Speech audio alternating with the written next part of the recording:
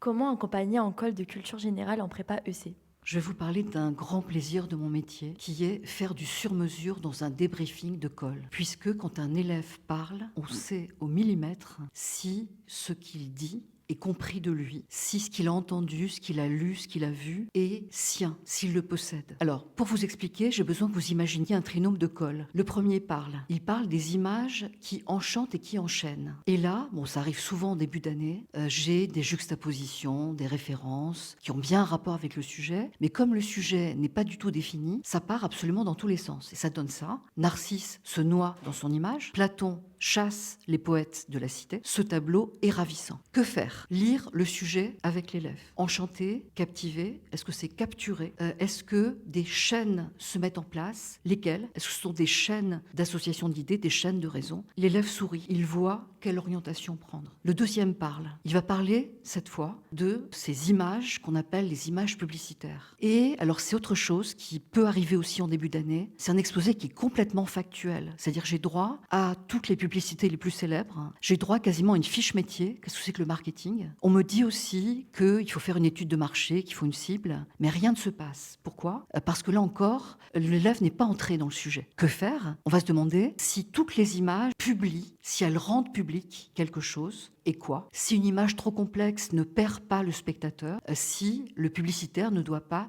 avoir affaire plutôt à des images simples, accompagnées de slogans. Le troisième élève parle, et là, visiblement, il est à l'aise. Il a fait son miel, aussi bien de ce qu'on appelle entrer dans un sujet. Ce sujet, c'est image du passé, image du présent. Et il croise très correctement les deux énoncés pour arriver à enquêter, en ayant fait son miel aussi des prologues virtuoses de Vince Gilligan dans Breaking Bad, qui articulent des flashbacks à des images prophétiques qui ont aussi un effet sur le présent. Il a fait son miel des passages fugués de l'ouverture de la flûte enchantée de Mozart, où la lumière essaie de rattraper l'ombre. Il a fait son miel de ces passages de velours qu'on trouve dans La recherche du temps perdu de Proust, lorsque le narrateur, posant son pied sur un pavé qui est plus haut que les autres, se trouve précipité dans les images de son séjour à Venise qu'il cherchait en vain à mobiliser. Si je dis faire son miel, c'est parce que je me réfère à une expression qui est utilisée par Montaigne dans le chapitre 26 du livre 1 de ses essais. Il se compare, lui Montaigne, à une petite abeille qui va du thym vers la marjolaine. Et ce qu'il fabrique, après l'avoir digéré, ce n'est pas du tout du thym et de la marjolaine, c'est du Montaigne qu'il a cristallisé et qu'il a sublimé. Parfois, je dis à mes élèves, vous reprendrez bien un peu de Dali, et ils sourient.